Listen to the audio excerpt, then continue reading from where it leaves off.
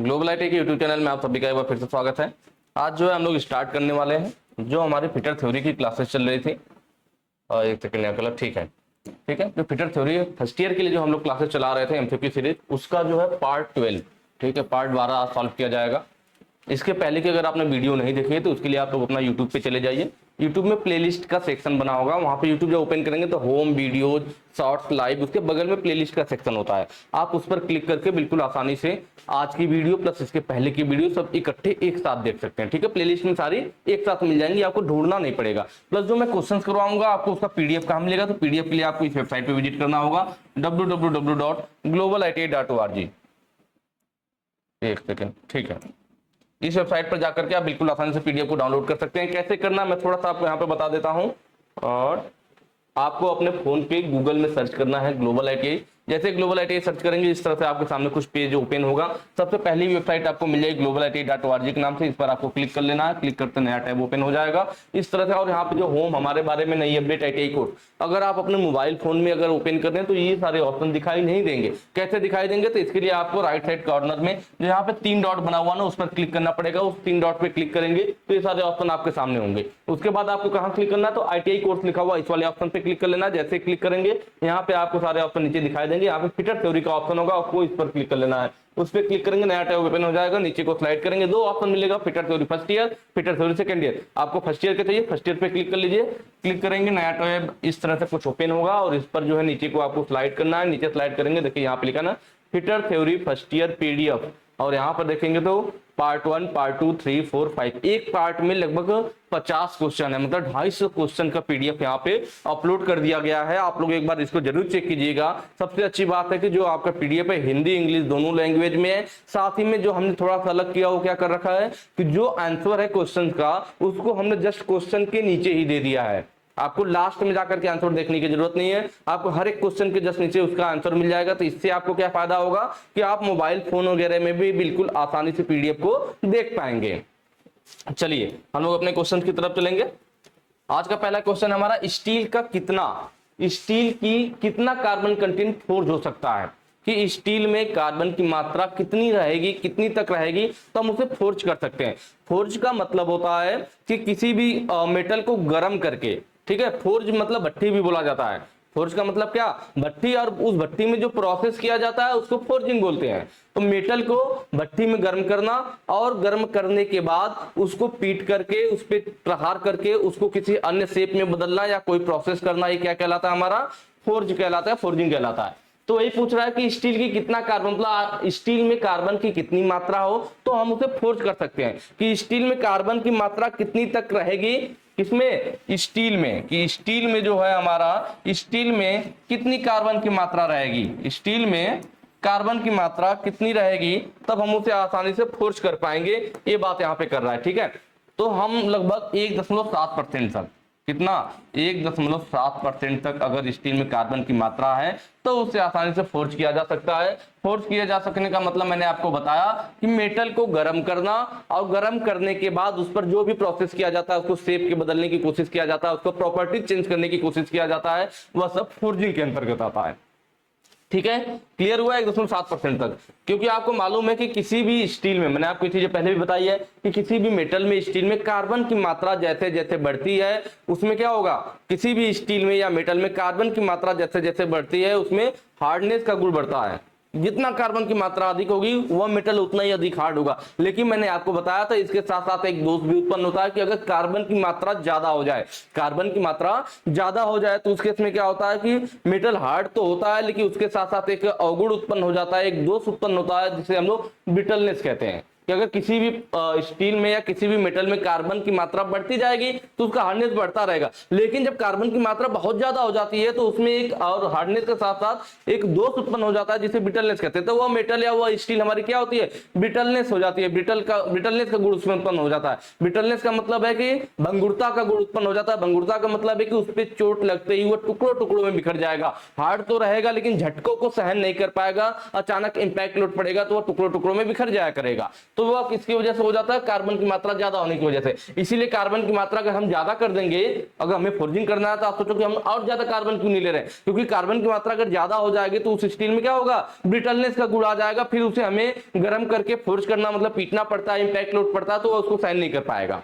ठीक है, इसलिए कार्बन की मात्रा ज्यादा होगी तो उसमें किसका, ब्रिटलनेस का गुण उत्पन्न हो जाएगा, इसलिए कार्बन की मात्रा ज्यादा होने की वजह से हम उसकी फोर्जिंग नहीं कर पाएंगे। इसीलिए कहां तक कार्बन की मात्रा रहेगी तो हम फोर्जिंग कर पाएंगे, तो किसी भी स्टील में 1.7% तक अगर कार्बन की मात्रा होती है तो हम उस केस में उसकी फोर्जिंग कर सकते हैं।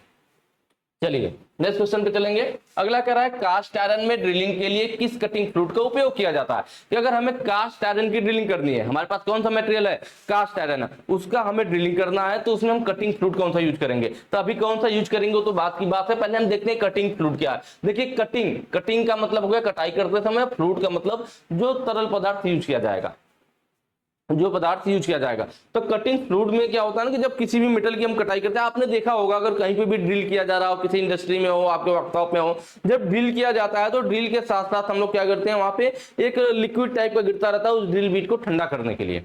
किस लिए, ड्रिल बीट को ठंडा रखने के लिए, क्योंकि अगर ड्रिल, आपको मालूम है अभी मैंने बताया फोर्जिंग, तो अगर कोई मेटल गर्म होगा, वैसे मेटल अगर आप हाथ से मुड़ोगे या फिर हल्का सा चोट लगाओगे तो आसानी से नहीं मुड़ेगा, लेकिन अगर आप मेटल को गर्म कर लीजिए, मेटल गर्म होने के बाद सॉफ्ट हो जाता है, फिर उससे आप आसानी से किसी भी शेप में मोड़ सकते हैं। तो वही चीज यहाँ पे होता है कि जो ड्रिल बीट है, ड्रिल बीट में क्या होता है, हमारा कटिंग एज होती है। ड्रिल बीट में क्या होता है, कटिंग एज होती है। कटिंग एज क्या करेगा, हमारा कटिंग एज कटाई करने का काम करेगा। क्या करेगा, कटाई करने का काम करेगा। कौन, कटिंग एज। तो अगर ड्रिल बीट के द्वारा किसी मेटल में कटाई की जा रही है तो मेटल में चिप्स निकलेंगे। चिप्स कैसे होंगे, लंबे लंबे जनरली निकलते हैं चिप्स, हमारे क्या होते हैं, लंबे लंबे निकलते हैं। जब ड्रिल किया तो चिप्स लंबे लंबे निकलते हैं और ड्रिल बीट से रगड़ खाते रहते हैं। ड्रिल की कटिंग एज से बीट से क्या होगा, वो चिप्स रगड़ खाते रहेंगे, तो रगड़ खाते रहेंगे तो उससे क्या दिक्कत होगी, ड्रिल बीट गर्म होगा। अगर ड्रिल बीट की कटिंग एज भी नीचे कटाई कर रही है वह भी गर्म होगी, और अगर वह गर्म हो जाएगी तो वह मेटल है, मेटल गर्म होने के बाद क्या होता है, मुड़ जाता है। तो कटिंग एज उसकी मुड़ जाएगी मतलब खराब हो जाएगी, फिर वो कटाई नहीं करेगा अच्छे से। ठीक है, तो हमारी ड्रिल बीट की कटिंग एज खराब ना हो, वो गर्म होकर के मुड़े नहीं, उसके लिए हम लोग क्या कटिंग फ्लूइड यूज करते हैं। कहीं कहीं पे पानी वगैरह भी हम जनरली नॉर्मल अपने वर्कशॉप में आईटी वगैरह हम लोग पानी गिरा लेते हैं, कि पानी गिरता रहेगा तो फिर क्या करेगा, कटिंग एज को ठंडा रखेगा, तो कटिंग एज गर्म नहीं होगी, गर्म नहीं होगी तो वो मुड़ेगी नहीं, सीधी सी बात है। तो इसीलिए कटिंग फ्लूइड यूज किया जाता है। कटिंग फ्लूइड हम यूज करते हैं, जॉब भी ठंडा रहता है प्लस हमारी ड्रिल बीट भी ठंडी रहती है, जिससे कि कटिंग एज उसकी गर्म होकर मुड़ती नहीं है, खराब नहीं होती, लंबे समय तक कटिंग एज बनी रहती है। अब यहाँ पे बात कर रहा था कास्ट आयरन की। कास्ट आयरन में ड्रिलिंग के लिए किस कटिंग फ्लूइड का यूज करेंगे, तो हमने अभी बात किया था कास्ट आयरन क्या होता है। जो हमारा कास्ट आयरन होता है ना, इसमें किसका गुण होता है, ब्रिटलनेस का, मतलब भंगुरता का गुण होता है। किसका गुण होता है, भंगुरता का, जिसे हम लोग ब्रिटलनेस कहते हैं। क्या कहते हैं, ब्रिटलनेस।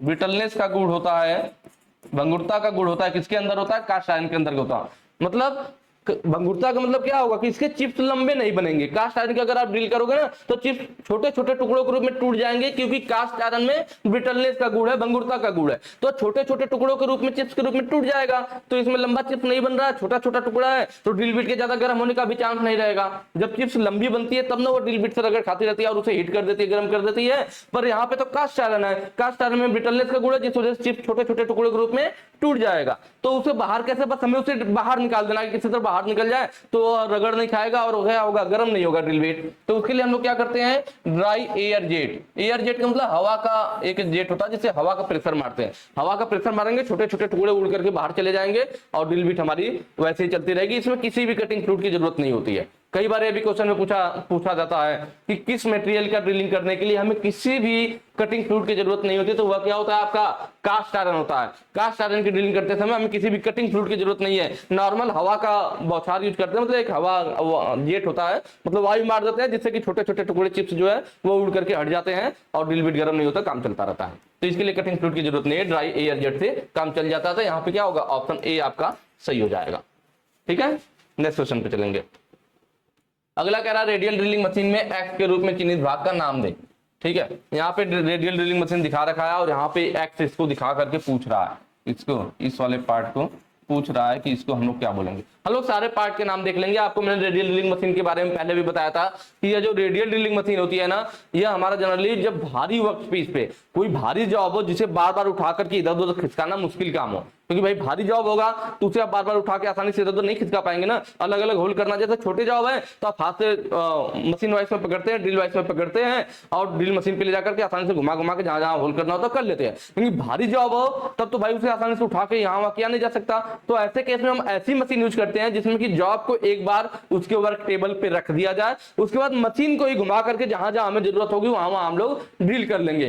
तो यह रेडियल ड्रिलिंग मशीन में क्वालिटी होती है। इसमें यह जो रेडियल आर्म होता है यह पूरा पिलर पे 360 डिग्री घूम सकता है और इस पर जो स्पिंडल हेड लगा होता है यह इस पर आगे पीछे खिसक सकता है। यह रेडियल आर्म इस पिलर पे ऊपर नीचे भी हो सकती है, 360 डिग्री भी घूम सकती है। मतलब एक बार जॉब को हमने यहाँ पे वर्क टेबल पे फिक्स कर दिया तो जहां जहां होल्ड करना हो तो हमें जॉब को हिलाने डुलाने की जरूरत नहीं पड़ेगी। हम डायरेक्ट इस रेडियल आर्म का और स्पिंडल हेड को आगे पीछे खिसका करके ही इनकी मदद से जहां जहां चाहेंगे वहां ड्रिल आसानी से कर लेंगे बिना जॉब को हिलाए। तो भारी जॉब, भारी वर्कपीस पर ड्रिल करने के लिए हम लोग रेडियल ड्रिलिंग मशीन का यूज करते हैं। यह लगभग 100 mm व्यास तक का इसमें ड्रिल को पकड़ा जा सकता है। इसमें स्पिंडल हेड में लगभग कितना व्यास तक के ड्रिल को पकड़ सकते हैं, तो 100 mm व्यास तक के ड्रिल बिट को पकड़ा जा सकता है। चलिए पार्ट्स के नाम देख लेते हैं। तो यह जो होगा हमारा, यह जो नीचे वाला सबसे हिस्सा होता है जिस पर मशीन टिकी होती है, इसी को हम लोग क्या कहते हैं, बेस कहते हैं। क्या कहते हैं, बेस बोला जाएगा। ठीक है, चलिए। और यह जो है हमारा, यह क्या है, तो इसी पे देख रहे हैं टी स्लॉट कटा हुआ है, इस पे हम लोग जॉब को पकड़ते हैं। इसको हम लोग वर्क टेबल बोलेंगे। क्या बोलेंगे, वर्क टेबल। ठीक है, यह जो है हमारी यहां से यहां तक ये जो लंबी वाली भुजा है इसको हम लोग क्या बोलते हैं, रेडियल आर्म। क्या बोलेंगे, रेडियल आर्म बोलते हैं। उसके बाद यह जिसको इसने पूछ रखा था कि यह क्या है, तो इसको स्पिंडल हेड बोला जाता है। क्या बोला जाता है, स्पिंडल हेड। ठीक है, और यही क्वेश्चन में पूछा भी था, तो यहाँ पे ऑप्शन देख लीजिए, ऑप्शन डी सही हो जाएगा, spindle head. Spindle head. Base क्या होता है आपको पता चल गया, रेडियल आर्म क्या होता है पता चल गया। स्पिंडल क्या है, देखिए जो स्पिंडल हेड है, स्पिंडल हेड में यहाँ ऊपर क्या है, एक उल्टी मोटर लगी हुई है, यहाँ पे ड्राइविंग मोटर लगी हुई है। अगर इसको पूछा जाए क्या लगा हुआ है, ड्राइविंग मोटर, जो स्पिंडल को घुमाती है, जिसमें ड्रिल बिट पकड़ा जाता है। ये ड्राइविंग मोटर उल्टा लगा हुआ है और इसके नीचे ये स्पिंडल को घुमाती है और यहाँ पे स्पिंडल लगा हुआ ना। ड्राइविंग मोटर में क्या होगा हमारा, तो यहाँ पे इस चीज को यहाँ स्पिंडल इसमें लगा रहता है और ये स्पिंडल को यहाँ घुमाता है। तो ये जो नीचे है इसी में हम लोग क्या करते हैं, ड्रिल बिट को पकड़ते हैं। इसको हम लोग क्या बोलते हैं, स्पिंडल बोलते हैं। इसको हम लोग स्पिंडल बोलते हैं। और यहाँ बगल में देख रहे हैं एक पतली सी पाइप आ रखी है। पाइप ही हमारा क्या है, कूलेंट। यहाँ पे कटिंग फ्लूइड या कूलेंट के लिए हम लोग इसका यूज करते हैं। इसी में से कटिंग फ्लूइड लगातार यहाँ पे गिरता रहता है, जिससे कि जॉब और साथ में ड्रिल बिट के साथ गिरता रहता है और उसे ठंडा रखता है। ठीक है, उसके बाद यह जो है इसको हम लोग क्या बोलेंगे, तो इसको हम लोग पिलर बोलते हैं, पिलर, या फिर कहीं कहीं पे कॉलम भी बोला जाता है, कॉलम भी बोला जाता है। ठीक है, सारे पार्ट क्लियर हो गए, किसको क्या कहते हैं। और यहाँ पे जो पूछ रखा था तो वह क्या होगा, तो वह आपका स्पिंडल हेड होगा, तो उसको हमने सही कर लिया। चलिए नेक्स्ट वाले चलते हैं। अगला देखिए यहाँ पे न्यूमेरिकल टाइप का दे रखा है। क्या पूछ रहा है कि हाई स्पीड, HSS का मतलब क्या हो गया, HSS हाई स्पीड स्टील। ठीक है, इसमें क्या है, ड्रिल है, हाई स्पीड स्टील का ड्रिल है, जिसका व्यास कितना है, 24 mm है। व्यास कितना है, 24 mm है। और काटने की गति 30 मीटर प्रति मिनट दे रखा है। 30 मीटर प्रति मिनट के लिए माइल्ड स्टील को ड्रिल करने के लिए धुरी गति का चयन करें, मतलब आरपीएम का चयन करें। ठीक है, यह कैसे होगा, तो बहुत ही आसान है। इसके लिए बस आपको एक फार्मूला याद रखना है, जो मैंने पहले बताया भी है, कटिंग स्पीड। ठीक है, कटिंग स्पीड दे रखा है, काटने की गति दे रखा है। ठीक है, वी होता है जिसे हम लोग क्या कहते हैं, कटिंग स्पीड कहते हैं, cutting speed. V equal to होता है हमारा क्या, पाई डी एन अपान 1000, ठीक है, मीटर प्रति मिनट। यह होता फार्मूला। इस फार्मूले याद रहेगा, इस फार्मूले पे आसानी से रख करके आप बिल्कुल आसानी से सॉल्व कर लेंगे क्वेश्चन, कोई दिक्कत नहीं आने वाली है। यहाँ पे जो पाई होता है, पाई का मान आप 22/7 रख सकते हैं, या 3.142 आपका मन करे। इसका मान क्या रख सकते हैं, पाई का मान, पाई का मान आप रख सकते हैं 22/7 या फिर 3.14, दोनों में से अपने सुविधानुसार कुछ भी रख सकते हैं, कोई दिक्कत नहीं है। डी क्या है, तो डी जो होता है हमारा, यह ड्रिल का व्यास होता है। किसका व्यास, यही हमारा किसका व्यास है, ड्रिल का व्यास है। लेकिन यह व्यास किस में होना चाहिए, mm में होना चाहिए। ड्रिल का व्यास mm में होना चाहिए। एन क्या है, तो यही हमारा क्या है, आरपीएम है, रोटेशन पर मिनट, चक्कर प्रति मिनट। यही हमारा क्या है, एन को ही हम लोग आरपीएम कहते हैं, रोटेशन पर मिनट या फिर चक्कर प्रति मिनट। ठीक है, हमें निकालना क्या, हमें आरपीएम निकालना था, आरपीएम का चयन करें। दिया क्या है यहाँ देखिए, ड्रिल का व्यास, मतलब ड्रिल का व्यास क्या, कैपिटल डी है या स्मॉल डी, जो भी लिख लीजिए फार्मूला, कोई दिक्कत नहीं। तो मतलब डी का मान दे रखा है हमें, कितना दे रखा है, ड्रिल का व्यास दे रखा है कितना, 24 mm दे रखा है, 24 mm। यही हमारा क्या है, डी है, मतलब ड्रिल का व्यास है, ड्रिल का व्यास है, जिसको हम लोग डी से दिखा रखे हैं, 24 mm दे रखा है, ठीक है। आगे काटने की गति मतलब v का मान, काटने कटिंग स्पीड, काटने की गति मतलब v का मान दे रखा है, कितना दे रखा है, 30 मीटर प्रति मिनट दे रखा है। कोई बात नहीं, दो चीजें है, हमें निकालना क्या है, n निकालना है, क्योंकि v पता है, d पता है, पाई का मान जानते ही हैं, 22/7 या 3.14 रख लेंगे। हमें निकालना क्या है, n निकालना है, तो उसके लिए फार्मूला क्या हो जाएगा, यहाँ से पलटी मार लीजिए भाई, n के बराबर क्या हो जाएगा, n इज इक्वल टू 1000 का इधर गुणा हो जाएगा, तो v इंटू 1000 अपान n बराबर क्या, ये इधर चला जाएगा और ये दोनों की इधर आ जाएंगे, इसके नीचे आ जाएंगे, कितना आ जाएगा, n बराबर पाई डी, इसके नीचे आ जाएगा, ठीक है। मल्टीप्लाई कर दिया हमने, तिरका गुणा कर दिया हमने। चलिए अब इस फार्मूले में हम लोग क्या करेंगे, वैल्यू को रख लेंगे, हमारा आंसर बिल्कुल आसानी से आ जाएगा। चलिए वैल्यू को रखते हैं हम लोग, क्या क्या है हमारे पास, n बराबर v की वैल्यू कितनी है, 30 है, 30 इंटू 1000 अपान पाई का मान हम लोग 22/7 रख लेते हैं, 22/7 गुणे डी का मान 24 mm दे रखा है, तो 24 रख लेते हैं।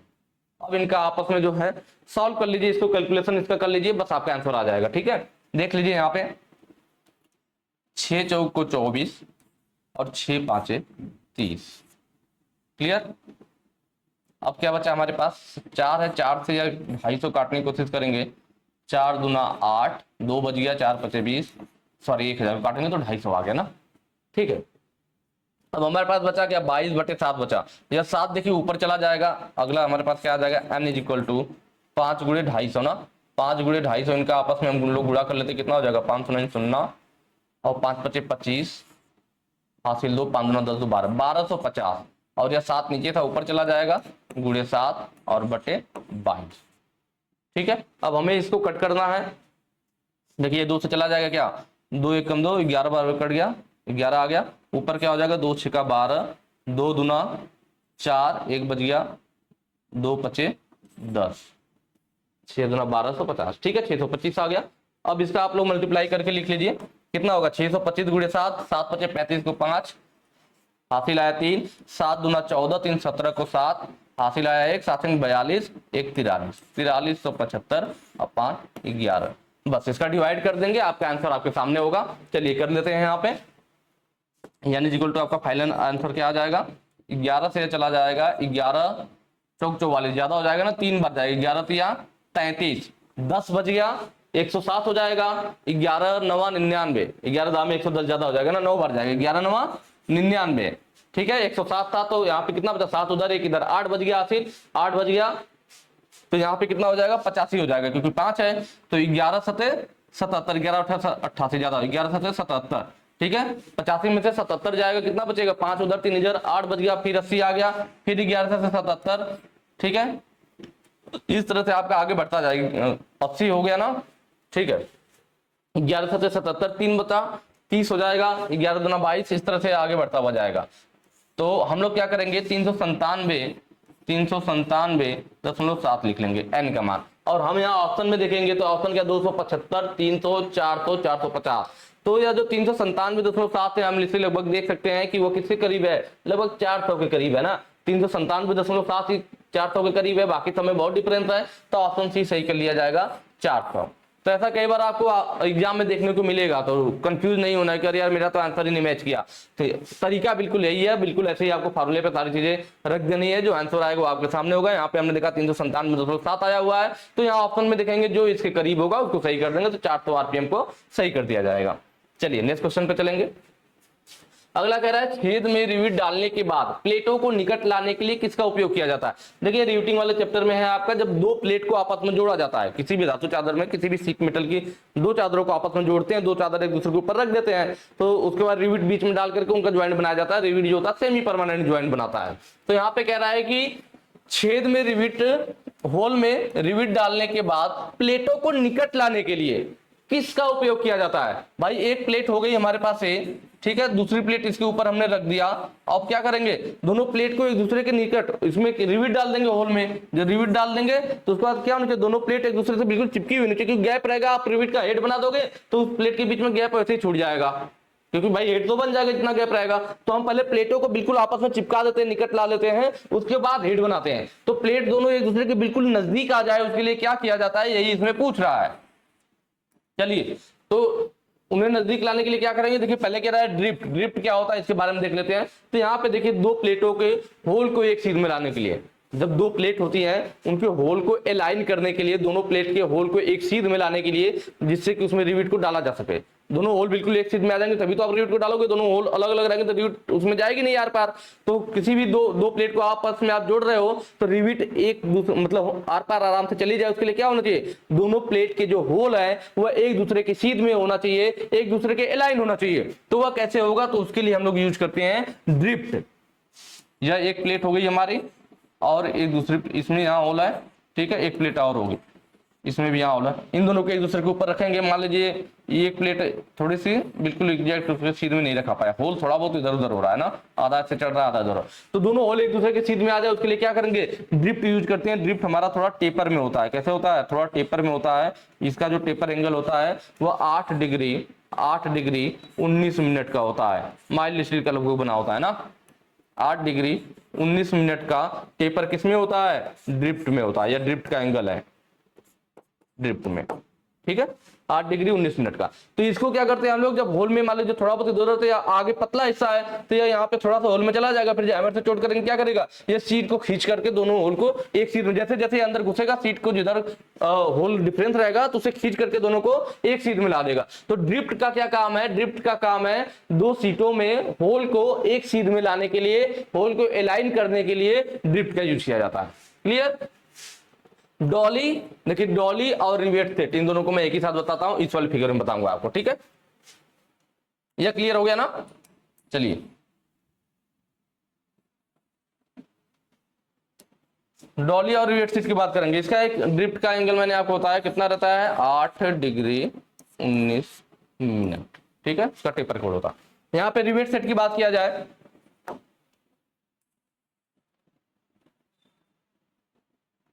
ठीक है, तो इसमें देखिए डॉली और रिवेट सेट। तो ये देखिए यहाँ पे रिविट है। देखिए डॉली का जो मैं नीचे फिगर इधर अलग से बना देता हूँ, आप लोगों को थोड़ा समझ में आ जाएगा। डॉली जो है ना कुछ इस आकृति में है,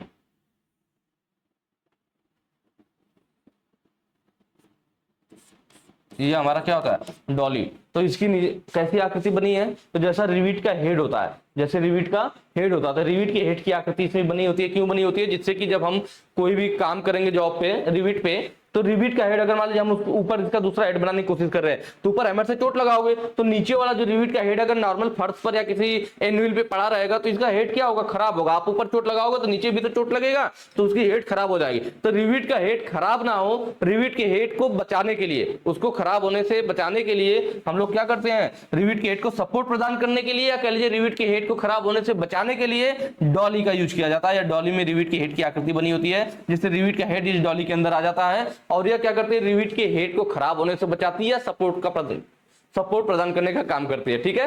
चलिए, तो डॉली का क्लियर हुआ। डॉली क्या चीज है, रिविट के हेड को सपोर्ट प्रदान करती है, या कह लीजिए रिविट के हेड को खराब होने से बचाती है। फिर रिविट सेट, ये जो ऑप्शन सी है, रिविट सेट क्या है, तो देखिए इसके ऊपर यह जो लगा हुआ है ना, मैं इसका लाइन खींच देता हूं, जो मेरी रेड लाइन है ना, यही क्या होगा आपका, इतना ये आपका रिविट सेट का फिगर है। यह हो गया हमारा, यह हो गया यह, और इसमें इस तरह से कटा होता है कुछ। यह इसमें क्या है, यह आपको इसलिए दिख रहा है पूरा भरा हुआ क्योंकि इसमें रिविट का हेड चला गया है, सॉरी रिविट का जो है टेल वाला जो हिस्सा है बॉडी वाला वो इसके अंदर चला गया। नहीं तो रिविट सेट आपका ऐसे ही दिखता है जो अलग से, या तो मैं इसको अलग से ही बना देता हूं। देखिए यह आपका क्या होगा इस तरह से, यह हो गया हमारा,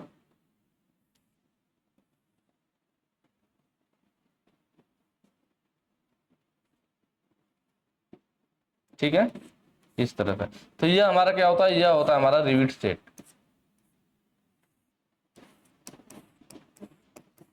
ये हमारा क्या है, रिविट सेट है। तो रिविट का जो दूसरा मतलब रिविट हमारी इस तरह से होगी, एक साइड हेड बना होगा और एक साइड नॉर्मल होगा, एक साइड हेड बना होगा और एक साइड हमारा इसका यह टेल होगा और बीच में ये बॉडी हो गई। तो ये जो टेल वाला हिस्सा है, बॉडी और टेल वाला हिस्सा, ये पूरा किसके इसके अंदर आ जाता है। तो हम लोग क्या देखिए यहाँ पे दो प्लेट है ना रखी हुई ना, दो प्लेट है, इन दोनों प्लेट को नजदीक लाने के लिए क्या होगा, इसका हिस्सा रिविट वाला जो टेल वाला बॉडी वाला हिस्सा था वो किसके अंदर चला गया, इस रिविट सेट के अंदर चला गया। अब इस पे जब हम चोट लगाएंगे, देखिए इस रिविट सेट का एक हिस्सा यहाँ या एक हिस्सा इधर, कहाँ आके टकरा रहा है, यह आके टकरा रहा है जो हमारी प्लेट जो सीट जो जोड़नी है उसके ऊपर आके टकरा रहा है। जब हम चोट लगाएंगे तो ये सीट को दबाएगी, जब सीट को दबाएगी तो यह नीचे भी सीट है और ऊपर भी सीट है, तो दोनों सीट एक दूसरे के नजदीक आ जाएंगे, क्योंकि ये नीचे जाएगा नहीं, क्योंकि यहाँ पे क्या लगा हुआ है, रिविट लगा हुआ है, रिविट का हेड तो इस पे आकर रुक जाएगा। तो ये रिविट सेट क्या हुआ, रिविट सेट मतलब सेट कर देगा, किसको सेट कर देगा, दो प्लेटों को एक दूसरे के नजदीक सेट कर देगा। इस तरह से याद रख सकते हैं। तो रिविट सेट का काम क्या है, दो प्लेटों को एक दूसरे के नजदीक लाने के लिए क्या हो गया, रिविट सेट हो गया। ऑप्शन सी सही हो जाएगा। मैंने आपको फिगर बनाकर समझाया अभी कि किस तरह से प्लेटों को नजदीक लाता है, इसलिए हमने नीचे डॉली यूज कर लिया कि जब हम ऊपर अगर मान लीजिए नीचे डॉली नहीं यूज करते, सिर्फ रिविट सेट यूज करते, तो या जो इसका हेड है या कहाँ कहीं जमीन फर्श पे पड़ा होता या एनुअल के ऊपर पड़ा होता। जब हम रिविट सेट पे चोट लगाते कि दोनों सीट नजदीक आ जाए, तो इसके क्या होता, इसके हेड पर भी चोट लगता नीचे से, तो यह हेड इसकी खराब हो जाती। तो हेड खराब ना हो, हेड को सपोर्ट प्रदान मिले, उसके लिए हम लोग क्या करते हैं, डॉली यूज करते हैं। तो नीचे ये हमारा डॉली हो गया, नीचे हमने क्या यूज कर लिया, डॉली, हेड को खराब होने से बचाने के लिए, और इसके ऊपर क्या यूज कर लिया, इसी को हम लोग कहते हैं रिवेट सेट। क्या बोलते हैं, रिवेट सेट बोलते हैं। ठीक है, दो प्लेटों को नजदीक लाने के लिए। क्लियर। अगला क्या देखिए, कॉकिंग टूल। यह जो फिगर आपको दिख रहा है ना, यह हमारा कॉकिंग टूल का, यह वाला फिगर किसका है, कॉकिंग टूल का है। कॉकिंग टूल का यूज कहां पे होता है, तो देखिए रिविट के हेड को प्लेट से मिलाने के लिए, फिगर में दिख रहा होगा, यह कॉकिंग टूल है। चीजल की तरह होता है, लगभग 80 डिग्री इसका कोण होता है, जैसे चीजल होती है ना उसी तरह से कॉकिंग टूल होता है। लेकिन चीजल की कटिंग एज होती है वो धारदार होती है, इसका कटिंग एज ब्लंट होता है, कुंद होता है, मतलब काटता नहीं है। ठीक है, चीजल की कटिंग एज धारदार होती है, इसका कटिंग एज ब्लंट होता है, कुंद होता है। लगभग 80 डिग्री का इसका कटिंग एज रहता है कॉकिंग टूल का आगे वाला हिस्सा। तो यह क्या होता है, उसके कॉकिंग टूल हमारा रिविट के हेड को प्लेट से मिलाने में मदद करता है, या फिर प्लेट के एक किनारे को दूसरे प्लेट से मिलाने के लिए। भाई जब प्लेट में रिविट लगाओगे तो थोड़े बहुत किनारे आपस में खुल सकते हैं, फैल सकते हैं, तो उन किनारों को आपस में मिलाने के लिए हम लोग कॉकिंग टूल यूज करते हैं। प्लेट के किनारों को आपस में मिलाना हो या रिविट के हेड को प्लेट के किनारे से मिलाना हो, तब हम वहां पे प्लेट से रिविट के हेड को प्लेट से मिलाना हो तो कॉकिंग टूल यूज करेंगे। एक फुलरिंग टूल भी होता है, फुलरिंग टूल भी हो सकता है, अभी आगे क्वेश्चन में आएगा तो मैं बताऊंगा। जहां पे लीक प्रूफ ज्वाइंट बनाना हो, कहां पे, जहां पे लीक प्रूफ ज्वाइंट, मतलब ऐसा ज्वाइंट जो लीक ना करे, लीक प्रूफ हो। तो लीक प्रूफ ज्वाइंट जब बनाने की बात आती है तो वहां पे हम लोग बात करते हैं किसकी, फुलरिंग की बात करते हैं। किसकी बात करते हैं, फुलरिंग की। उसकी जो आगे की चौड़ाई रहती है कटिंग एज वाली ना, वो प्लेट की जैसे जिसमें इसमें देखिए आगे पतला है, पर फुलरिंग वाले में क्या रहेगा, जितनी यह प्लेट की चौड़ाई है उस हिसाब से उसकी भी चौड़ाई ऐसे रहती है, फुलरिंग ऐसे चौड़ी से रहती है। ठीक है, तो फुलरिंग अभी आगे आ गया तो हम लोग देख लेंगे, यहाँ क्लियर हो गया होगा। चलिए नेक्स्ट क्वेश्चन चलेंगे। अगला है बेंट स्निप का उपयोग क्या है, पूछ रहा है बेंट स्निप का क्या उपयोग होता है। देखिए बेंट स्निप जनरली हम लोग जो स्निप यूज करते हैं ना, इसको हैंड सीयर भी कहते हैं। क्या बोलते हैं, हैंड सीयर के नाम से भी जाना जाता है स्निप को। जनरली हम दो टाइप का स्निप यूज करते हैं, एक स्ट्रेट स्निप, ज्यादातर यूज होती है स्ट्रेट स्निप, और बेंट स्निप, बेंट स्निप। अब हमें देखना ये है कि किसका कहां यूज करेंगे, कब स्ट्रेट स्निप यूज करेंगे, कब बेंट स्निप यूज करेंगे। देखिए यहाँ पे जो फिगर है ना इनका, देखिए एज कैसा है, बिल्कुल सीधा है ना, कटिंग है सीधा है, ये हमारा स्ट्रेट स्निप है। क्या है, ये हमारा स्ट्रेट स्निप का फिगर है, स्ट्रेट स्निप। और इस वाले फिगर में देख रहे हैं इसकी कटिंग एज कैसे आगे मुड़ी हुई है, वक्राकार आकृति में है, मुड़ी हुई है, इसलिए इसको बेंट स्निप बोलेंगे। क्या बोलेंगे, बेंट स्निप। मैंने फिगर अलग से ले रखा है जिससे कि आप लोगों को चीजें आसानी से समझ में आ जाएंगी। चलिए, तो आगे की आकृति मुड़ी हुई है, भाई मुड़ा हुआ है ना, तो जब इससे आप कटाई करेंगे तो वक्र आकृति है तो वक्राकार कटाई भी करेगा। तो जब भी इसकी बात किया जाएगा बेंट स्निप का, तो आंतरिक वक्राकार कटाई करने के लिए, किसके लिए, आंतरिक वक्राकार कटाई के लिए। ध्यान रखिएगा, आंतरिक वक्राकार। आंतरिक वक्राकार क्या होता है कि मान लीजिए या कोई हमारे पास सीट है और इस सीट के बीच में हमें वक्राकार या कोई होल ऐसे काटना हो, तो जब बीच में मतलब अंदर का काटना हो तो आंतरिक वक्राकार कटाई करने के लिए बेंट स्निप। ठीक है, या फिर वक्राकार कटाई के लिए भी कह लीजिए, या फिर आप वक्राकार कटाई के लिए कह सकते हैं ना, या फिर गोलाकार कटाई के लिए, भैया गोलाई में काट रही है ना, तो गोलाकार कटाई के लिए भी कह सकते हैं। इनके लिए क्या यूज होता है, बेंट स्निप यूज होता है। स्ट्रेट स्निप कहां होगा, जहां सीधा कट लगाना हो, सीधा कटाई के लिए। चलिए लिख देता, किसके लिए, सीधा कटाई के लिए। या फिर बाहरी वक्राकार कटाई के लिए। ध्यान रखिएगा, यह पॉइंट आपको ध्यान रखना है कि बाहरी और आंतरिक, बिल्कुल ध्यान से रखिएगा, नहीं तो गलत कर देंगे एग्जाम में। वक्राकार देख करके सोचेंगे कि क्या सही करना है, दिमाग में आ जाएगा बेंट स्निप और क्वेश्चन आपका गलत हो जाएगा। आपको ध्यान रखना है कि वो बोल क्या रहा है। अगर सिर्फ वक्राकार कटाई कह रहा है तब तो आंतरिक करेंगे, लेकिन बाहरी वक्राकार कटाई बोल दिया तब स्ट्रेट स्निप होगा। आंतरिक वक्राकार कटाई बोले, अगर वक्राकार बोले या आंतरिक बोले, ठीक है, दोनों केस में बेंट स्निप। वक्राकार कटाई के लिए बेंट स्निप, गोलाकार सर्कुलर के लिए बेंट स्निप, ठीक है। लेकिन इसको स्ट्रेट स्निप कब करेंगे, जब सीधा कट लगाना हो या बाहरी वक्राकार कटाई बोल दे। बाहरी का मतलब क्या हो गया, तो मान लीजिए हमारे पास क्या है, यह सीट है, यह सीट है, अब इसके बाहर से हमें वक्र में कटाई करना है, या बाहरी हिस्सा। यहाँ सीट के अंदर काट रहे थे, अब सीट के बाहर बाहर कट लगाना है, कॉर्नर को काट करके गोलाई में बनाना है, या कॉर्नर से यहाँ काट करके वक्राकार बनाना है। तो जब बाहरी वक्राकार कटाई करनी होती है तो हमारे पास स्ट्रेट स्निप होता है। तो इस बात का ध्यान रखेंगे कि बाहरी बोल रहा है कि आंतरिक बोल रहा है, ठीक है। क्वेश्चन में बेंट स्निप की बात किया था, तो ऑप्शन सी डी देखिए, सर्कुलर कट के लिए। भाई वृत्ताकार कटाई, गोलाकार कटाई के लिए हम लोग बेंट स्निप तो यूज कर रहे हैं, तो ऑप्शन डी यहाँ पे सही हो जाएगा, ठीक है। चलिए अगला क्वेश्चन है, लीवर शियर की इस भाग का नाम बताएं। देखिए यहाँ पे लीवर शियर क्या रखा है, या हैंड लीवर शियर भी बोलते हैं इसको। लीवर शियर कहिए, सॉरी शियर कहिए, लीवर शियर कहिए, या हैंड लीवर शियर भी कह सकते हैं, ठीक है। वो हैंड शियर था, या हैंड लीवर शियर है, इसमें लीवर लगा होता है। यह जो है इसको हम लोग क्या बोलते हैं, लीवर हैंडल बोलते हैं, लीवर हैंडल, ठीक है। सारे पार्ट्स का नाम देख लेते हैं। यह जो नीचे है इसको हम लोग बेस प्लेट बोलते हैं। क्या है हमारा, बेस प्लेट। यह धातु चादर को काटने के लिए, शीट मेटल को काटने के लिए हमारा यूज किया जाता है, ठीक है। जब अधिक साइज का हो, नॉर्मल साइज का है तब तो हम लोग बेंट स्निप जो कैंची टाइप का था, इसके द्वारा धातु चादर की कटाई कर लेंगे। नॉर्मल मोटाई की अगर हमारे पास चादर है तो यह कैंची की तरह होता है, इससे कटाई कर लेते हैं। पर अधिक मोटाई का है तो उस केस में हम लोग लीवर शियर यूज करते हैं, ठीक है। लीवर वाला शियर होता है, इसका यह बेस प्लेट कहते हैं। यह जो होती है, जिसके यहाँ क्वेश्चन में पूछ रखा है ना इस चीज को, यही हमारा क्या होता है, लोअर ब्लेड होता है। यह होता है हमारा लोअर ब्लेड। नीचे वाली ब्लेड है, यह फिक्स रहती है, ऊपर वाली ब्लेड मूव करती है। तो ऊपर वाली ब्लेड कौन सी है, तो यह वाला जो है, यह हमारा क्या है, अपर ब्लेड है, अपर ब्लेड, ठीक है। इधर यह जो है ये क्लैंप करने के लिए, इसको हम लोग क्लैंपिंग डिवाइस कहते हैं, क्लैंपिंग डिवाइस, ठीक है। और यह वाला हिस्सा इसको कभी कभी पूछ लेता है इसको, तो यह हमारी बॉडी होती है। क्या होता है, बॉडी। क्लियर हुआ, बॉडी हो गई, क्लैंपिंग डिवाइस हो गया, अपर ब्लेड हो गया, लोअर ब्लेड हो गया, और लीवर हैंडल हो गया, और इसको बेस प्लेट कहते हैं। इसको पूछा था तो यह क्या है, लोअर ब्लेड होगा, तो ऑप्शन सी सही हो जाएगा, लोअर ब्लेड। बाकी जो ऑप्शन में दे रखे हैं वो मैंने आपको फिगर में दिखा रखा है कि किसको क्या कहते हैं। चलिए नेक्स्ट क्वेश्चन पे चलेंगे। अगला है आपका, इस शीट मेटल ऑपरेशन का नाम बताएं। यहाँ पे दिखा रखा है ऑपरेशन एक दिखाया गया और पूछ रहा है इसका नाम क्या है। तो यहाँ पे जो ये टूल यूज किया जा रहा है ऊपर ना, इसका मैं थोड़ा लाइन खींच देता हूं, इस तरह से है, इस तरह से टूल है ना, लाइन खींच दूंगा आपको साफ साफ दिखाई देगा। यह ऊपर वाला यही इतना टूल है, जो ऊपर वाला हिस्सा मैं अलग से बना रहा हूं ना, यही इतना हमारा टूल है। तो यह कौन सा टूल है, तो इस टूल को हम लोग ग्रूवर कहते हैं। क्या बोलते हैं, ग्रूवर बोलते हैं, ग्रूवर। यह टूल जो है हमारा ग्रूवर कहलाता है। और यहाँ पे देख रहे हैं, यहाँ पे दो सीट मेटल है, इसको एक रॉड पर रख करके यहाँ सीट मेटल को जोड़ा गया। कैसे, एक सीट होगी हमारी, उसको हम लोग ऐसे मोड़ देंगे इधर को, और दूसरी सीट जो होगी उसको हम लोग ऐसे मोड़ देंगे इधर को।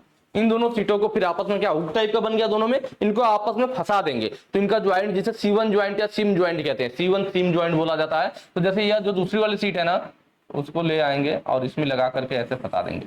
तो अभी ये जो सीट का ज्वाइंट तैयार हुआ हमारा, ये अभी देखिए उतना मजबूत नहीं है। क्यों नहीं है, ये कुछ इस तरह देखिए, ये हमारी सीट हो गई ना, तो ये हमारा ज्वाइंट बन गया। तो ये जो ज्वाइंट बन रहा है हमारा ना, ये उतना मजबूत नहीं है। क्यों मजबूत नहीं है, क्योंकि भाई डायरेक्ट आपने लगा के फंसाया है, ये खुल सकता है, उतना टाइट नहीं है। तो ये ज्वाइंट आपस में मजबूती से लॉक करने के लिए, क्लोज करने के लिए, जिससे कि ये ज्वाइंट खुले ना। हमने जो दोनों ज्वाइंट बनाए थे, सिम ज्वाइंट भी कह सकते हैं, तो जब हमने ज्वाइंट बनाया तो सीट मेटल का आपस में इधर को ऐसे मोड़ दिया, हुक टाइप पे, इधर के मोड़ को दोनों को आपस में फंसा दिया, तो ये ज्वाइंट अभी हमारा लूज है, ये खुल सकता है। तो ये ज्वाइंट आसानी से खुले ना, ये ज्वाइंट लॉक कर दिया जाए, इसको क्लोज कर दिया जाए, जिससे कि यह जो ज्वाइंट हो जल्दी खुले ना। तो उसके लिए हम लोग जो टूल यूज करते हैं उसी को ग्रूवर कहते हैं। तो यही किया गया, ग्रूवर जो है ना, देखिए यहाँ पे इस सीट मेटल को इसके ऊपर रखा गया है, देखिए यहाँ पे ज्वाइंट आपको दिख रहा होगा, इस सीट मेटल के ज्वाइंट को उठा करके यहाँ रखे, ग्रूवर को ऊपर लगा करके हैमर से चोट लगेंगे तो ग्रूवर इस ज्वाइंट को दबा देगा, जिससे कि ये ज्वाइंट टाइटली लॉक हो जाएगा और वो जल्दी खुलेगा नहीं। तो ये ग्रूवर के द्वारा यह जो प्रोसेस किया जाता है सीट को लॉक करने का, उसको ग्रूविंग बोलते हैं। क्या बोलते हैं? ग्रूविंग बोलते हैं। ऑप्शन ए आपका सही हो जाएगा। ठीक है। नॉचिंग क्या है? तो नॉचिंग आप इस तरह से याद कर सकते हैं, नॉचिंग का मतलब नोचना। ये मतलब होता नहीं है, मैं आपको तरीका बता रहा हूँ याद करने का, जिससे याद रहेगा। तो नॉचिंग जब भी दिमाग में आया तो आप सोचो नॉचिंग का मतलब क्या? नोचने से है। नोचने मतलब कोई भी चीज आप नोचते हैं तो उसमें से छोटा टुकड़ा निकल जाता है ना। कोई भी चीज आप नोचेंगे तो क्या होगा? तो उसमें कुछ ना कुछ टुकड़ा टूट के निकल जाएगा। तो वही चीज यहाँ पे है नॉचिंग, मतलब नोच के निकाल देना। तो जैसे मैं यहाँ पे दिखाऊंगा आपको फिगर में, जब किसी भी और कोई भी सीट मेटल वगैरह रखते हैं, जब हम कोई भी आकृति बनाने की कोशिश करते हैं तो उसका कुछ हिस्सा होता है जो एक दूसरे से ओवरलैप करता है। जब वो हिस्सा ओवरलैप करता है ना, तो जो ओवरलैप कर रहा है उस हिस्से को हम लोग काट करके निकाल देते हैं, जिससे कि शेप को बनाने में आसानी हो या सीट को फोल्ड करने में आसानी हो। हम सीट मेटल को किसी आकृति के बनाने की जब कोशिश करेंगे, क्या होगा? कुछ हिस्सा ओवरलैप करेगा, तो उसी को जो काट करके निकाला जाएगा, तो जो हिस्सा काट करके निकाल दिया गया वह जो बेकार हिस्सा था उसी को नॉचिंग बोलते हैं, उसी को नॉचिंग बोलते हैं। ठीक है। चलिए, तो यहाँ पे फिगर में देख लीजिए, यह फिगर है आपके सामने और यह भी नॉच बोला गया क्योंकि इसमें भी आकृति कट गई है। जहां पे आयताकार आकृति कट जाएगा उसे आयताकार नॉच बोलेंगे। ठीक है। एक सेकेंड। ठीक है। तो ये मैं आपको बता रहा था कि यहाँ पे जो हमने देखा, क्या हमें इस टाइप से, देखिए पहले सीट, एक हमारे पास सीट थी जो बिल्कुल सीधी थी इस तरह से। हमें इसको कैसे मोड़ना है? एक बार इसको इतना 90 डिग्री पे ऐसे सीधा यहाँ से मोड़ देना है, फिर दूसरी बार यहाँ से मोड़ना है। इसको पहले यहाँ से मोड़ना है 90 डिग्री पे, फिर यहाँ से मोड़ना है। तो जो अगर हम डायरेक्ट मोड़ने की कोशिश करेंगे तो क्या होगा? यह हिस्सा तो मुड़ जाएगा, बट जब यहाँ से मोड़ेंगे तो यहाँ पे हिस्सा ओवरलैप करेगा। अभी कैसे करेगा मैं आपको दिखा रहा हूँ। तो यहाँ पे हमने क्या किया, देखिए यह सीधी सीट थी, तो यहाँ पे 45-90 डिग्री पे इस तरह से जितना हिस्सा काट करके निकाल दिया गया। यह वी आकृति बन रही है, इसको वी नॉच बोलते हैं। कहीं से मान लीजिए आप कोने से ऐसे काट रहे हैं, आयताकार आकृति निकल रही है तो उसको आयताकार नाच बोलेंगे। स्क्वायर आकृति कट के निकल रही है तो जैसा आकृति काट के आप निकालेंगे वही नाच उसका नाम दे देंगे। स्क्वायर आकृति कटी थी स्क्वायर नाच बोल देंगे, गोल कट गई तो वृत्ताकार नाच बोल देंगे, वी आकृति कट गई तो वी नाच बोल देंगे। ठीक है। तो यहाँ पे क्या हुआ, देखिए हमने सीट को पहले क्या बोला, पहले यहाँ से मोड़ेंगे तो देखिए सीट को इधर से मोड़ दिया गया। अगर यह वी नॉच नहीं काटा गया होता, यह वी नॉच नहीं काटा गया होता तो यह सीट क्या होती है? ऐसे यहाँ से यहाँ तक यह सीट पूरी होती भाई, पूरा होता ना। फिर जब आप इसको यहाँ से 90 डिग्री पे खड़ा करने की कोशिश करते तो ये वाला हिस्सा यहाँ से मुड़ने देता नहीं, मुड़ने देता, आके टकराने लगता। यहाँ पे हिस्सा क्या होता, जब आप मोड़ने की कोशिश करते तो मुड़ता नहीं, यहाँ पे आके टकराने लगता। तो इसीलिए हमने क्या किया था, पहले यह हिस्सा टकराया नहीं, इस तरह से 90 डिग्री मोड़ने पे, शेप बनाने पे हिस्सा टकराया नहीं, इसके लिए हमने क्या किया, इसके लिए हमने यहाँ से वी नॉच काट करके निकाल दिया। अब जब यहाँ इसको मोड़ा था देखिए यहाँ वी आकृति बनी, जब इसको मोड़ेंगे तो यह हिस्सा बिल्कुल सही इस पे आकर के बैठ जाएगा, जैसे कि यहाँ पे बैठा हुआ है। वैसे यह क्या होता है, यह मुड़ता नहीं, यहाँ पे आके टकरा जाता। तो यहाँ आसानी से बैठ गया तो देखने में भी सुंदर लगेगा और आसानी से आपका जो आकृति है वो बन भी जाएगी। तो वहां पे इसलिए हमने काट के निकाला था इसको, जो काट के हिस्सा निकाला जाता है इसी को वी नॉच कहते हैं। तो यही मैं आपको बता रहा था कि जब कोई हम शेप या आकृति बनाते हैं तो कुछ ऐसे हिस्से होते हैं जो उसको बनाने में परेशानी करते हैं, ओवरलैप करते हैं। तो जो हिस्सा ओवरलैप करता है उतना हिस्सा काट करके निकाल दिया जाता है, उसी को वी नॉच बोलते हैं। देखिए बेंडिंग है, बेंडिंग का मतलब मोड़ने से, इसमें तो कुछ ऐसी चीज है नहीं, किसी भी चीज को बेंड करना, मोड़ना बेंडिंग कहलाएगा। फोल्डिंग का मतलब फोल्ड करने से है, जैसे सीट मेटल वगैरह का फोल्ड करना कई बार होती है ना, जैसे पतली सीट है तो आपने उसे हाथ से भी फोल्ड कर लिया, आप बोल रहे हो इसमें क्या फोल्डिंग की जरूरत है। लेकिन फोल्डिंग मशीन भी आती है, जब हमारी मोटी सीट होती है और मोटी सीटों को जब हमें फोल्ड करना होता है तो उसके लिए हमारी क्या होती है, फोल्डिंग मशीन आती है। चलिए नेक्स्ट क्वेश्चन पे चलेंगे। अगला कह रहा है जिंक कोटेड आयरन का नाम बताइए। देखिए पहला कह रहा है ब्लैक आयरन, काला लोहा। काला लोहा क्या होता है, तो जो नॉर्मल सीट होती है जिसपे किसी भी प्रकार की कोटिंग ना की गई हो, अलेपित चादर कह सकते हैं, जिस पर किसी भी प्रकार की कोटिंग नहीं की गई हो। जैसे आयरन हो सकता है आपका रॉट आयरन, पिटवा लोहा होता है ना। अगर रॉट आयरन की सीट है या फिर स्टील की सीट है जिन पर कोई भी लेप नहीं चढ़ाया गया है, कोई भी कोटिंग नहीं की गई है। तो अगर रॉट आयरन होगा, जैसे नॉर्मल लोहा होगा, उस पर कोई भी कोटिंग नहीं किया गया होगा, तो उस पर क्या होगा, वातावरण का प्रभाव पड़ेगा, नमी का प्रभाव पड़ेगा, उस पर जंग पकड़ लेगा, कोरेजन होगा, जंग पकड़ेगा ना।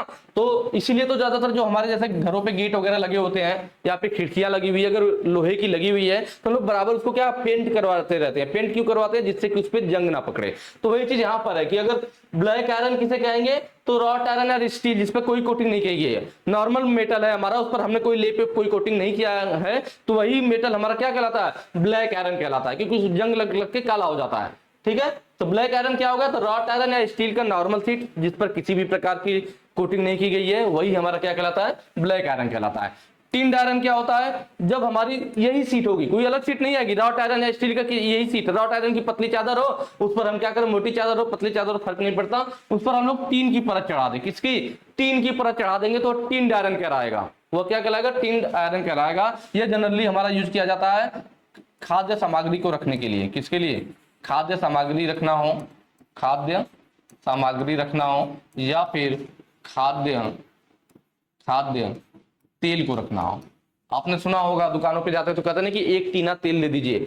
टीना कोई मात्रक नहीं है कि नहीं एक टीना का मतलब 10 किलो होता है, 20 किलो होता है। टीना का मतलब हो गया कि टीने में तेल आता है ना। टीने का तेल क्यों? क्योंकि उस पर जो आयरन था उस पर टीन की परत चढ़ाई गई है, इसीलिए उसको टीना बोल देते हैं। टीन की परत चढ़ी होती है, और टीन की परत क्यों चढ़ी होती है, तो मैंने बताया कि वह जल्दी जंग नहीं पकड़ता उनके चढ़ाने से, इसीलिए हम लोग उसमें क्या रखते हैं, खाद्य तेल रखते हैं कि भाई तेल वगैरह खाने की चीजें हैं तो उसमें सुरक्षित रहेंगी। या खाने वाली सामग्री, जो खाने वाली सामग्री होती है उसको भी हम लोग टिंड वाले में रखते हैं। स्टेनलेस स्टील या जनरली क्या होता है, स्टेनलेस स्टील जो होता है हमारा मेन निकिल और क्रोमियम का अलावा होता है। किसका? निकिल और क्रोमियम।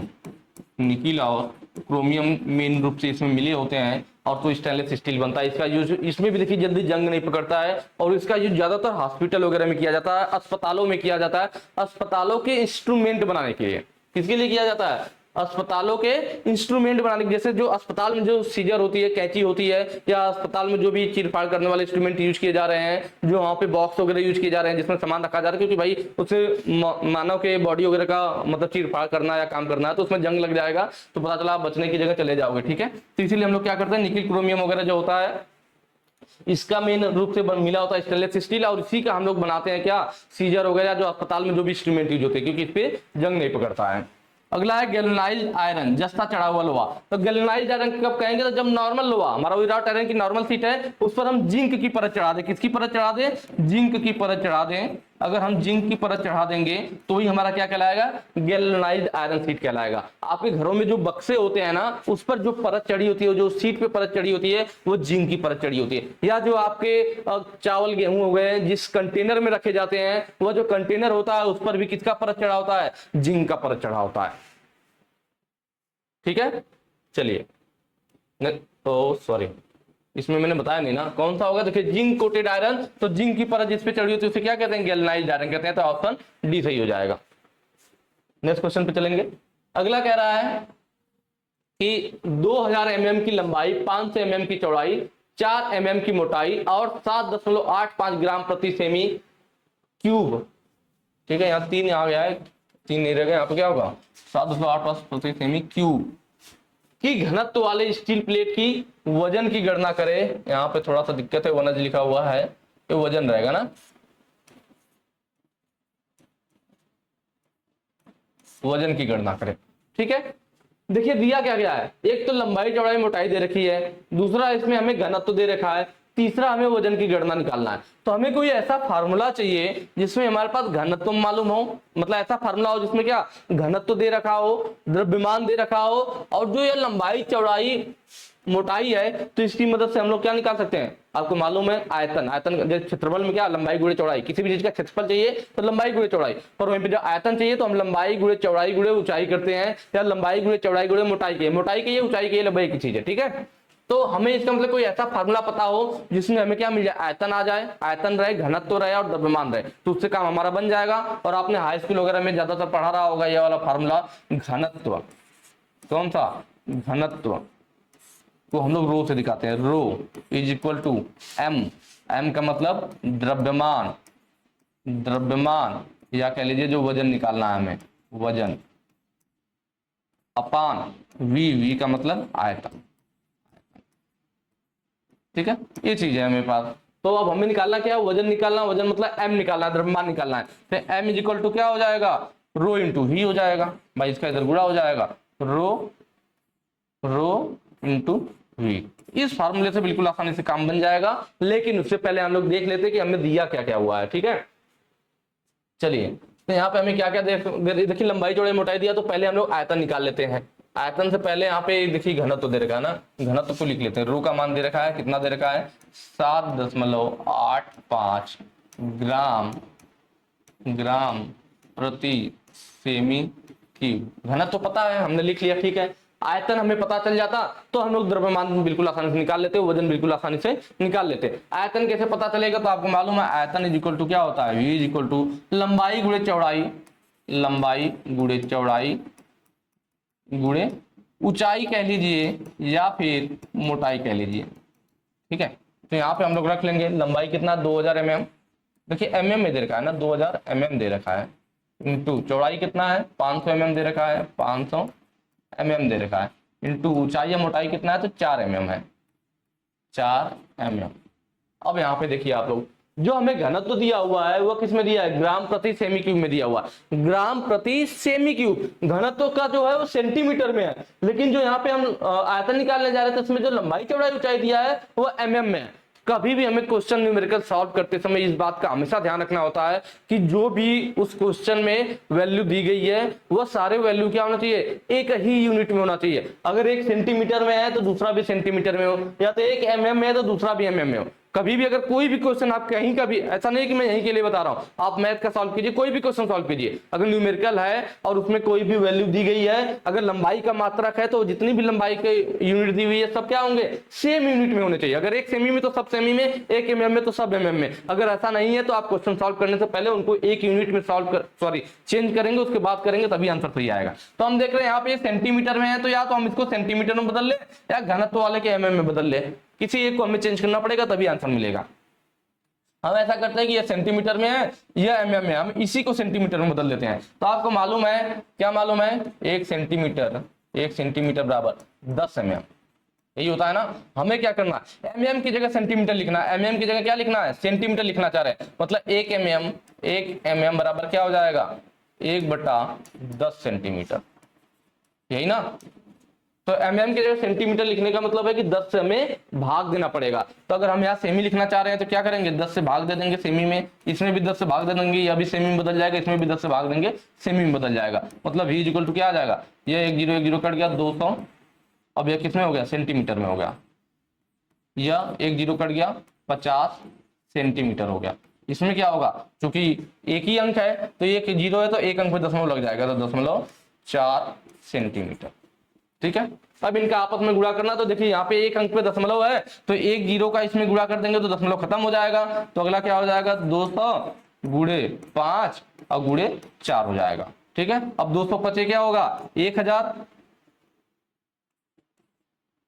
1000 इंटू 4 बराबर क्या होगा, 4 इसमें करेंगे 4000 सेंटीमीटर, यही होगा ना। आयतन आ गया हमारे पास 4000 सेंटीमीटर, और घनत्व तो हमें दे रखा है। अब हमें निकालना क्या था, m निकालना था, बस यहाँ पे रख लीजिए, सीधे काम बन जाएगा। m बराबर क्या हो जाएगा, रो इंटू वी, रो का मान कितना है 7.85 इंटू v का मान कितना हमने निकाला, सॉरी यहाँ पे सेमी नहीं रहेगा, सेमी क्यूब रहेगा, आयतन है ना 3 है, सेंटीमीटर सेंटीमीटर सेंटीमीटर, तीनों मिला के सेमी क्यूब हो जाएंगे। तो यहाँ पे क्या हो जाएगा, इतना इंटू 4000। ठीक, अब देखिए गुणा कर लेते हैं। पहले देखिए यहाँ पे एक अंक पे दशमलव है तो 2 0 से 2 दशमलव खत्म हो जाएगा, कितना हो जाएगा आपके पास, 785 हो जाएगा, इंटू 40 हो जाएगा, क्योंकि हमने 2 0 से 2 दशमलव खत्म कर दिया, अब नॉर्मल हो गया। अब इसका हम लोग आपस में गुणा कर लेंगे, कितना आएगा आपका, 4 5 20 हासिल आया, 2 4 8 32 2 34 3 आया, 4 से 28 28 3 31 3140, और 1 0 अभी हमने नहीं लिया था तो इसको भी यहाँ बढ़ा लेंगे। मतलब इतना आगे किस में आएगा, वो ग्राम प्रति सेमी में था, तो यह जो वैल्यू आएगा हमारा ये ग्राम में आएगा। किस में आएगा, ग्राम में आएगा। 31,400 ग्राम द्रव्यमान आ गया। लेकिन हम देख रहे हैं ऑप्शन में किस में दिया हुआ है, किलोग्राम में दिया हुआ है, मतलब हमें इसको किस में बदलना पड़ेगा, केजी में बदलना पड़ेगा। अब इसके लिए भी आपको ये चीज पता होना चाहिए, क्या पता होना चाहिए, कहां लिखूं, यहां लिख देता हूं कि 1 केजी में, 1 किलोग्राम में 1000 ग्राम होता है ना, 1000 ग्राम होता है। और यहाँ पे ग्राम है, हम ग्राम की जगह किलोग्राम लिखना चाह रहे हैं, मतलब 1 ग्राम में क्या होगा, 1/1000 केजी हो जाएगा। मतलब अगर हम ग्राम की जगह केजी लिखना चाहेंगे तो हमें 1/1000 केजी लिखना पड़ेगा। तो वही चीज यहाँ पे करेंगे, क्या आ जाएगा हमारा, यहां से हम लोग यहाँ आ जाएंगे। ठीक है, 31,400 है तो 31,400 ग्राम की जगह केजी लिखना है, तो इंटू क्या हो जाएगा, मैंने बताया ग्राम की जगह केजी लिखने के लिए 1/1000 लिखना पड़ेगा, 1/1000 केजी। 2 जीरो 2 जीरो से खत्म, 1 जीरो बच जाएगा। तो जब 10 से इसमें भाग देंगे तो 314 है ना, 314/10 बचा, तो जब एक अंक पे दशमलव लग जाएगा तो 31.4 केजी। ये रूल तो पता होगा आपको ना, कभी भी जब भाग देते हैं तो नीचे वाली संख्या में जितना जीरो होता है ऊपर उतने बाएं साइड में दशमलव खिसक जाता है। ठीक है, तो यहाँ पे 1.1 भी नहीं था तो 1 अंक पे दशमलव लग गया, अगर 100 रहता तो 2 अंक पे लग जाता, इस तरह से होता है। ठीक है, चलिए तो यहाँ पे देख लीजिए ऑप्शन 31.4 केजी, ऑप्शन भी आपका सही हो जाएगा। नेक्स्ट वाले पे चलेंगे। अगला कह रहा है जंग और घर्षण के लिए कौन सी शीट धातु अत्यधिक प्रतिरोधी है, मतलब कौन सी इसमें से शीट मेटल है जो कि highly resistant to corrosion and abrasion, मतलब जिसमें जहां तो जल्दी जंग लगता है और ना ही उसमें उतना फ्रिक्शन का हो रहता है। ठीक है, अब्रेशन का रहता है। तो यहाँ पे देखेंगे जो ऑप्शन दे रखा है आपका एल्यूमिनियम, ऑप्शन सी सही होगा। एल्यूमिनियम आपने देखा होगा, इसीलिए जो आपके बिजली के तार वगैरह, क्योंकि देखते हैं वातावरण में भाई खुले वातावरण में ऐसे ही फैला रहता है, तो इसीलिए बिजली के तार वगैरह एल्यूमिनियम के बनाए जाते हैं, उसमें क्या जल्दी जंग नहीं पकड़ता है। नेक्स्ट पे चलेंगे। अगला कह रहा है नियमित षष्ठभुज के फ्लैट से फ्लैट तक का साइज की गणना का सूत्र क्या है। देखिए यहाँ पे तो फार्मूला पूछ रखा है, फार्मूला आपको याद रखना पड़ेगा। क्या पूछ रहा है कि नियमित षष्ठभुज मतलब हेक्सागन की बात कर रहा होगा, फ्लैट रेगुलर हेक्सागन। हेक्सागन इस तरह से आपका होता है, 6 फलक होती है।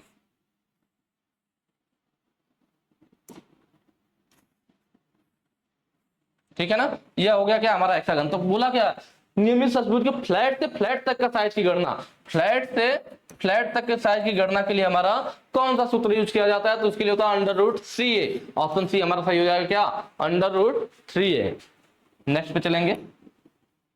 अगला कह रहा है शीट मेटल वर्क में स्टेक का क्या उपयोग है।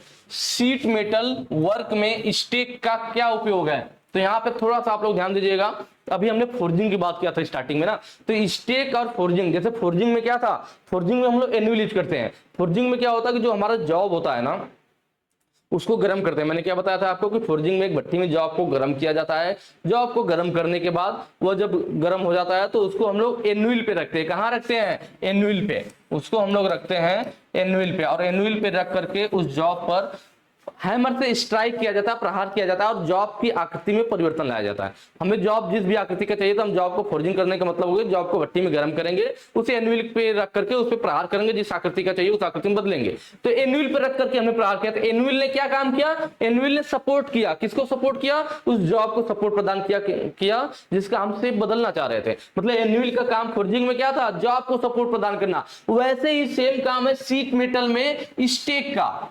एनुअल में सॉरी फोर्जिंग में एनुअल सपोर्ट प्रदान करने का काम करता है, जबकि शीट मेटल वर्क में स्टेक वही काम करता है, किसका, सपोर्टिंग पीस का काम करता है, सपोर्ट प्रदान करने का काम करता है। एनुअल सॉरी स्टेक हमारे अलग अलग टाइप के होते हैं।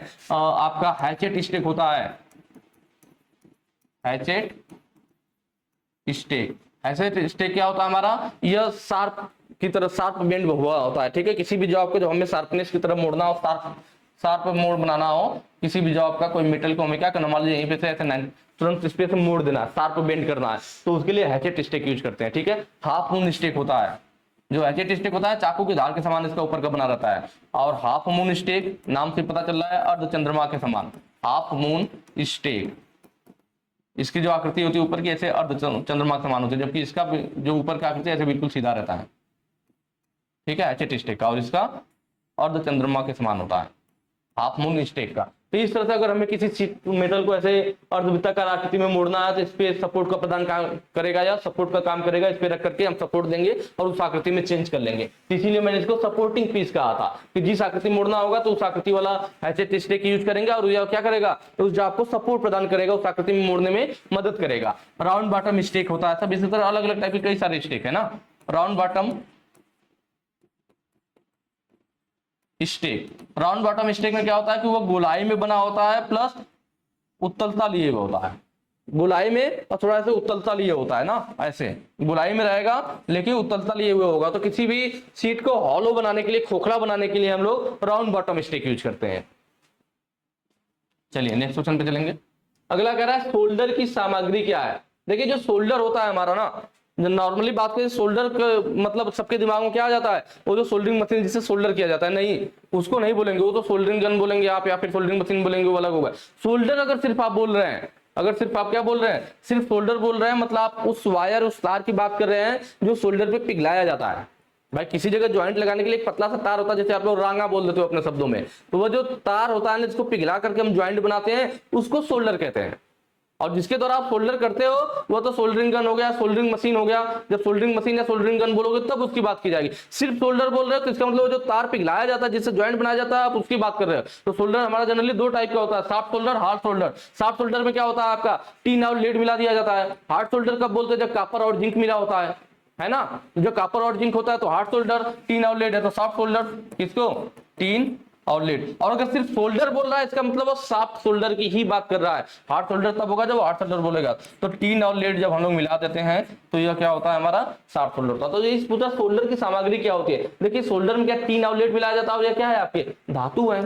क्या है, धातु है। कई जगहों पे आवश्यकता अनुसार सिर्फ और सिर्फ हम एक ही को यूज करते हैं, टीन वाला यूज कर लेते हैं या लेड यूज कर लेते हैं, सिर्फ और सिर्फ एक को यूज कर लेते हैं। तो वही पूछ रखा था कि यहाँ पे सोल्डर की सामग्री क्या है, तो प्योर मेटल, शुद्ध धातु या एलॉय। देखिए प्योर मेटल का मतलब क्या, सिर्फ हमने एक ही को यूज कर लिया, टीन या लेड में से सिर्फ एक को यूज कर लिया तो प्योर मेटल यूज कर लिया। एलॉय का मतलब जब दो धातुओं का मिश्रण हो, जैसे मैंने बताया टीन और लेड मिला दिया, कॉपर और जिंक मिला दिया, तो दो को मिला दिया आपस में तो एलॉय बन गया।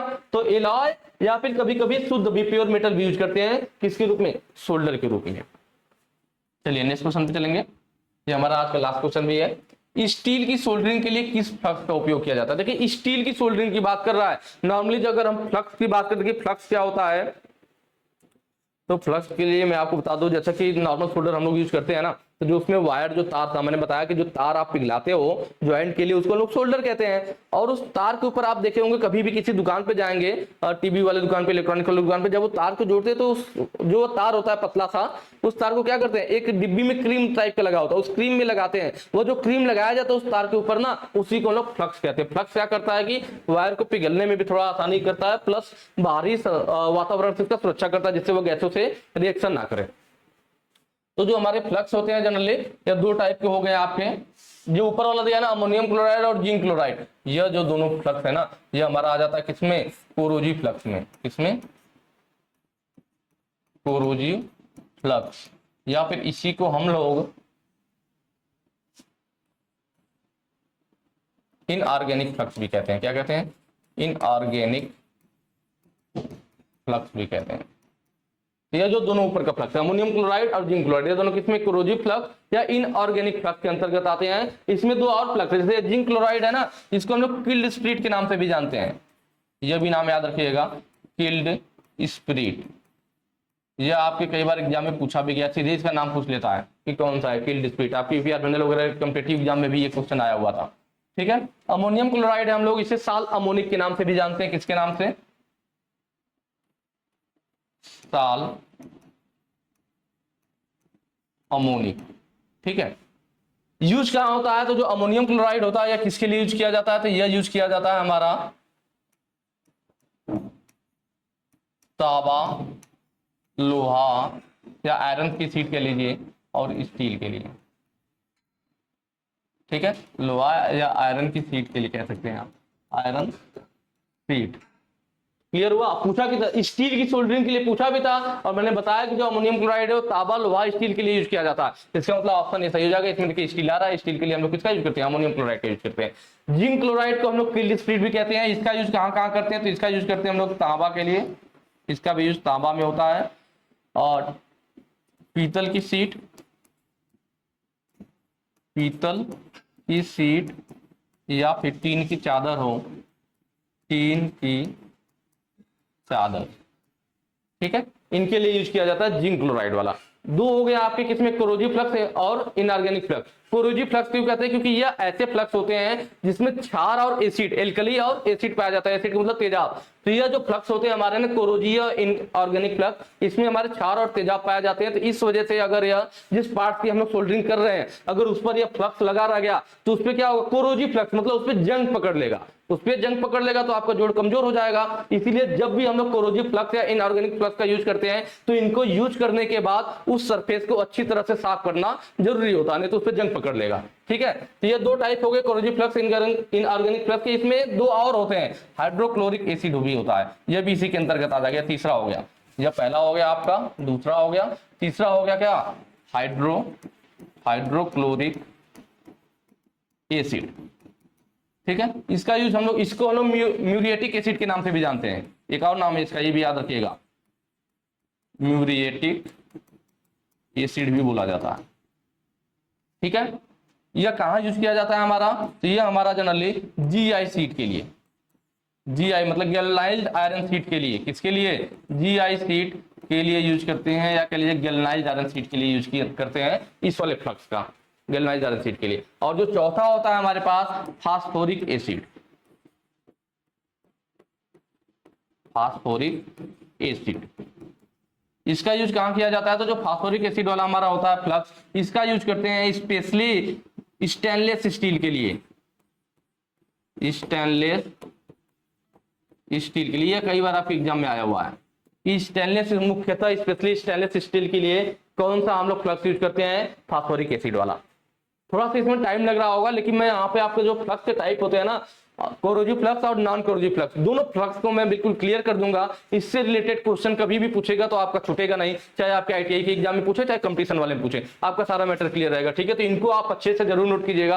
आपने यहाँ पे नोट कर लिया तो आपका आगे का काम बिल्कुल आसान होगा। तो क्लियर हो गया, कोरोजिव फ्लक्स या इनऑर्गेनिक फ्लक्स चार टाइप के होते हैं, चारों मैंने आपको बता दिया। उसको और दूसरे किस नामों से जानते हैं वह भी बता दिया, इनका यूज कहां करते हैं यह भी बता दिया। अब ये जो नीचे के दो फ्लक्स बचे ना, यह किसके अंतर्गत आते हैं, तो यह आते हैं नॉन कोरोजिव फ्लक्स के अंतर्गत। किसके अंतर्गत आते हैं, नॉन कोरोजिव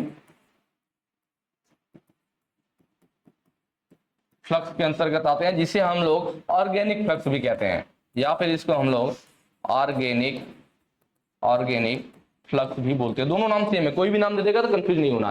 देखिए नॉन कोरोजिव, कोरोजिव का मतलब जिससे जंग लग रहा था, इसलिए जो ये कोरोजिव फ्लक्स था ना, जो मैंने चारों आपको बताया, इनका यूज हम जनरली बिजली के कामों में नहीं करते हैं। ठीक है, अब आ गया नीचे क्या, नॉन कोरोजिव फ्लक्स या ऑर्गेनिक फ्लक्स, इन्हीं का यूज हम ज्यादातर बिजली के कामों में करते हैं। जैसे कि रेजिन, रेजिन को हम लोग बिरोजा के नाम से भी जानते हैं। किसके नाम से, बिरोजा के नाम से भी जाना जाता है रेजिन को। ठीक है, इसका यूज कहां होता है, तो इसका यूज होता है बिजली के कामों में, बिरोजा के नाम से जानते हैं, बिजली के कामों में यूज करते हैं ना, बिजली के कामों में, या फिर तांबा और पीतल के लिए भी, तांबा पीतल की सोल्डरिंग के लिए भी यूज किया जाता है, तांबा पीतल की सोल्डरिंग के लिए। और वहीं पे पेस्ट वाला की बात किया जाए तो यह कहाँ यूज होता है, तो मैंने आपको बताया कि जो आप दुकानों पे जाते हैं तो आप देखते होंगे एक डिब्बी में एक पेस्ट रहता है, जो वायर जिसे आप लोग रांगा कहते हो, वो चमकता वायर रहता है, उसको हम लोग क्या करते हैं, उस डिब्बी में जो पेस्ट होता है उसमें लगाते हैं, तो वह जो पेस्ट होता है वही फ्लक्स होता है। तो जो डिब्बी में पेस्ट होता है ना, उसी को हम लोग पेस्ट वाला बोलते हैं। तो वो हमारा पेस्ट वाला फ्लक्स होता है, जिसका यूज कहाँ किया जाता है, ज्यादातर इलेक्ट्रॉनिक्स कामों में, इलेक्ट्रॉनिक वाले कामों में, इलेक्ट्रॉनिक्स के कामों में, या कह लीजिए रेडियो टीवी। ठीक है, इलेक्ट्रॉनिक से जो काम होते हैं, रेडियो टीवी वगैरह के जो वायर जोड़ने होते हैं, तो ऐसे कामों के लिए हम लोग कौन सा पेस्ट वाला जो है फ्लक्स यूज करते हैं। ये नॉन कोरोजिव फ्लक्स होता है, मतलब इनसे जंग लगने का खतरा नहीं होता है। कोरोजिव वाले से जंग लग रहा था इसलिए उनका हम यूज ज्यादातर बिजली के कामों में नहीं करते हैं। ये नॉन कोरोजिव फ्लक्स जो हमने बताया, रेजिन, पेस्ट वगैरह, इनके नॉन कोरोजिव मतलब जिनसे जंग लगने का खतरा ना हो, इसको हम लगाएंगे तो जंग नहीं लगता है। तो इसीलिए हम लोग जो नॉन कोरोजिव फ्लक्स होता है इसी का ज्यादातर यूज कहाँ, बिजली के कामों में करते हैं। तो यहाँ पे आई थिंक आपका क्लियर हो गया होगा कि जो कोरोजिव फ्लक्स है और नॉन कोरोजिव फ्लक्स है, दोनों में क्या डिफरेंस है और क्या चीजें हैं। ठीक है, इनको नोट जरूर कर लीजिएगा। मैं साइड में जब हट रहा हूँ तो यहाँ पर आप क्या कीजिए, वीडियो को रोक करके इन सारे पॉइंट को नोट कर लीजिएगा, आपका बहुत बड़ा काम हो जाएगा, फ्लक्स वाला टेंशन पूरा खत्म हो जाएगा। चलिए, वीडियो अच्छी लगी हो तो ज्यादा से ज्यादा शेयर कीजिएगा। Thank you.